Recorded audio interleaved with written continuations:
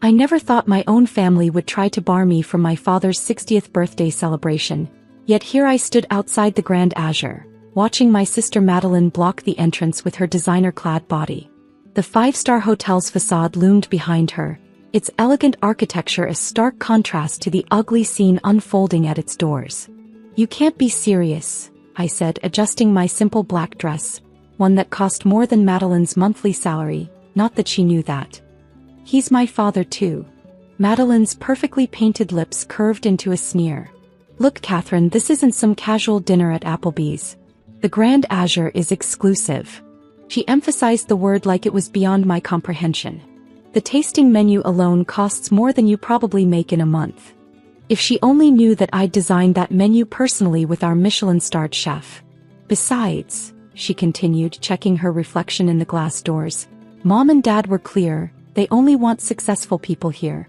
People who won't embarrass the family." I thought about the irony of her words. Just yesterday I'd signed off on a $100 million expansion of the Grand Azure chain. Today I was apparently too embarrassing to enter my own hotel. This whole situation would be almost funny if it didn't hurt so much. 10 years ago, when I decided to leave the family's small accounting firm to pursue my own path in hospitality management, they'd all but disowned me. My father's words still echoed in my memory. "No daughter of mine is going to be a glorified waitress." So I'd let them think what they wanted. Let them believe I was struggling, working minor jobs in restaurant management. Meanwhile, I'd built Azure Hospitality Group into one of the most successful luxury hotel chains in the country. The glorified waitress now owned 35 five-star hotels across 3 continents. "Catherine," my mother's sharp voice cut through my thoughts as she appeared behind Madeline. "What are you doing here?" "We discussed this." No, they had discussed it. I'd received a text message this morning. "Don't come to Dad's birthday. It's at the Grand Azure. You can't afford it. Don't embarrass us." "I brought a gift," I said quietly, holding up the small envelope. Inside was the deed to a vacation villa in Tuscany, one of the Grand Azure's most exclusive properties. I'd planned to give it to my father as both a birthday gift and a revelation of who I really was. "Oh, what is it?" "A gift card to Olive Garden." Madeline laughed. "Or did you scrape together enough tips to buy him something from the mall?" My mother's eyes narrowed at my simple clutch bag, a handmade Italian leather piece that cost more than Madeline's car. "Whatever it is, I'm sure your sister's gift is more appropriate. She just made junior partner at her firm, you know." I knew. Just like I knew her firm was currently in negotiations to lease office space in one of my buildings. The lease they desperately needed and couldn't quite afford.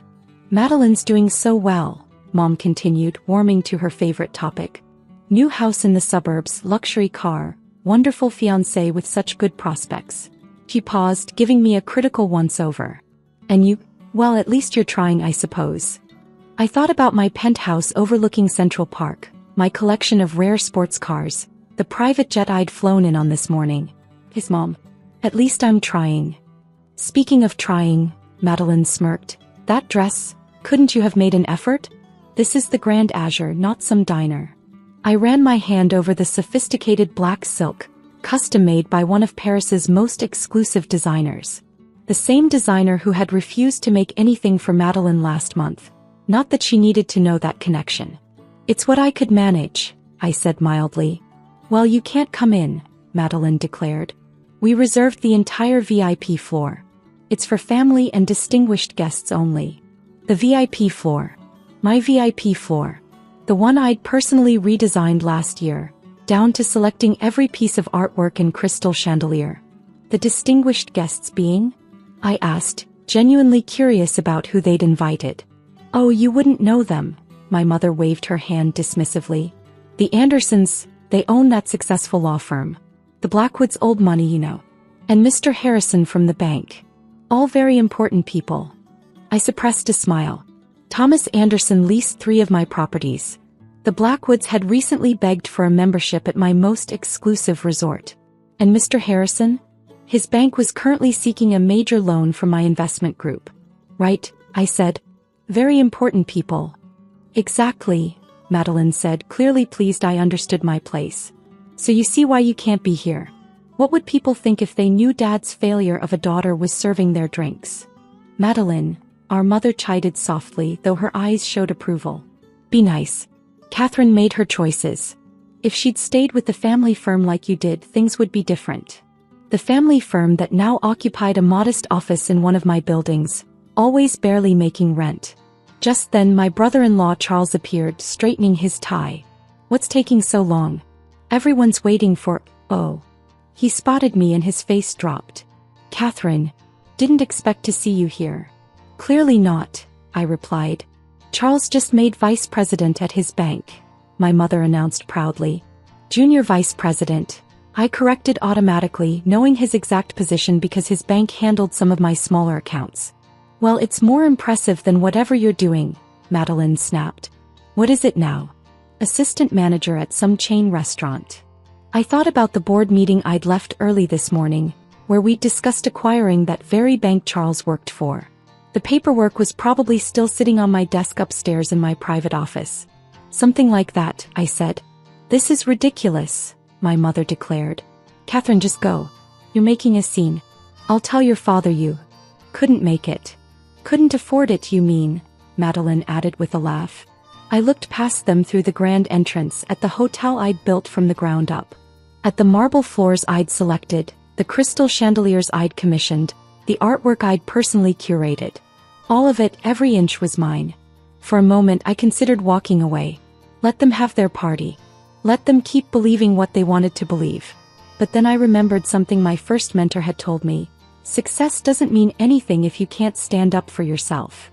I straightened my shoulders, feeling the strength of everything I'd built without their support or approval.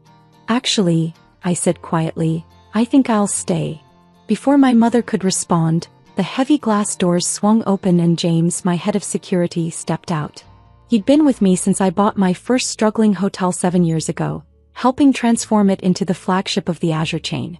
Is everything all right here, Madam CO? His voice carried clearly across the entrance. Your usual table is ready, and Chef Michel held the menu tasting for your approval. The silence that followed was deafening. Madeline's mouth fell open, her perfectly applied lipstick suddenly garish against her pale face. My mother gripped the brass door handle for support. James, I smiled warmly. Perfect timing. My family was just explaining how I couldn't afford to dine here. Ma'am. He looked genuinely confused. But you own Dash. The entire hotel chain. Yes, I do. I turned to my stunned family. Shall we go inside?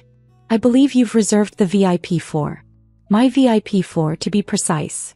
Charles found his voice first. This is some kind of joke. You're just a restaurant manager. Actually, James interjected professionally. Miss Catherine is the founder and CEO of Azure Hospitality Group. She owns all 35 Grand Azure hotels worldwide, along with our resort properties and restaurant chains. Madeline's designer clutch slipped from her fingers, clattering on the marble steps. But that's impossible. The Grand Azure is worth billions, I finished for her. Which makes your comment about me not being able to afford the tasting menu rather amusing. I stepped past them into my hotel's lobby, where the staff immediately straightened to attention. Good evening, Miss Catherine, my front desk manager called out. The executive suite is prepared for your father's birthday celebration. Thank you, Sarah. I turned back to my family, still frozen in the doorway. Coming. They followed me in silence, looking around as if seeing the hotel for the first time. Every staff member we passed greeted me by name, each showing the genuine respect I'd earned through years of hands-on leadership. But your dress. My mother finally managed, staring at my simple black dress with new eyes. Custom made in Paris. Around $30,000, I believe. I have a terrible habit of not checking price tags anymore. I led them to the private elevator, the one that required a special key I pulled from my clutch. Unlike Madeline's dress, which I believe is a knockoff, the real Valentino collection hasn't been released yet. I know because I attended the private showing last month. The elevator doors opened directly into the VIP lounge, where my father's birthday celebration was in full swing. The room fell silent as we entered. Catherine, my father stood up from his place at the head table, his face a mix of shock and confusion. What are you doing here? Your mother said you couldn't afford it. I finished, walking over to him. Happy birthday, Dad. I hope you don't mind that I'm crashing the party. In my own hotel. Your hotel. Mr. Harrison from the bank stepped forward, his face breaking into a relieved smile. Miss Catherine, I had no idea you were related to James Thompson. We've been trying to secure a meeting with you for months about that loan. Catherine owns the Grand Azure? Thomas Anderson joined in. My God, James, your daughter is the mysterious CEO who's been buying up prime real estate across the city. My father sank back into his chair, the color draining from his face. All this time, when we thought you were just a glorified waitress? I raised an eyebrow. Your words, I believe. From the day I left the family firm to pursue my dreams in hospitality. But why didn't you tell us? My mother demanded, still clutching her pearls like a lifeline. Would you have believed me? I asked quietly. You didn't believe in me 10 years ago when I needed your support. Why would I share my success with people who only measure worth by the size of someone's bank account? I paused. Though by that metric, I suppose I'm worth more than everyone in this room combined. Madeleine collapsed into a nearby chair, her face ashen. The villa in the south of France I tried to rent last summer. The one that was mysteriously unavailable. Mine, I confirmed. Just like the office building your firm is struggling to lease, Charles. And the resort membership you've been waitlisted for, Mother. Catherine, my father started, his voice unsteady. We. Save it. I held up my hand. I didn't reveal this to hurt you, though you've hurt me plenty over the years.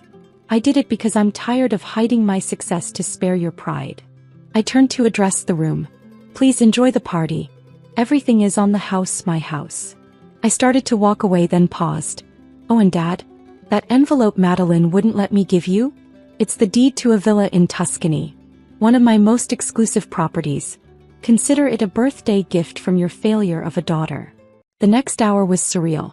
People who had ignored me at previous family gatherings suddenly wanted to discuss business opportunities. The Blackwoods practically begged for that resort membership. Mr. Harrison cornered me about his bank's loan application. Through it all, my family sat in stunned silence. Madeleine's fiancé disappeared after learning her guaranteed future partnership at her firm depended on a lease she couldn't afford in my building. Charles kept making calls, presumably to update his resume. My mother alternated between crying and trying to explain to other guests that she'd always believed in her daughter's potential. As the evening wound down, I found my father alone on the terrace, staring out at the city lights. Those buildings, he pointed to the skyline. How many do you own? Enough, I replied, standing beside him. The family firm's building included. He nodded slowly. I was wrong about you, Catherine. So terribly wrong. Yes, I agreed. You were. Can you ever forgive us? I considered his question, thinking about all the years of dismissal and condescension. Forgiveness isn't the issue, Dad. Respect is. You never respected my choices or believed in my abilities. You only respect success after it's proven. And now. I smiled slightly. Now you can tell people your daughter owns the Grand Azure. That should satisfy your need for impressive dinner party conversation. I left him there, heading to my private office on the top floor. Tomorrow the family dynamic would shift dramatically. Madeleine would no longer be the golden child. My mother would frantically rewrite history to claim she'd always supported me. Charles and his bank would probably face acquisition.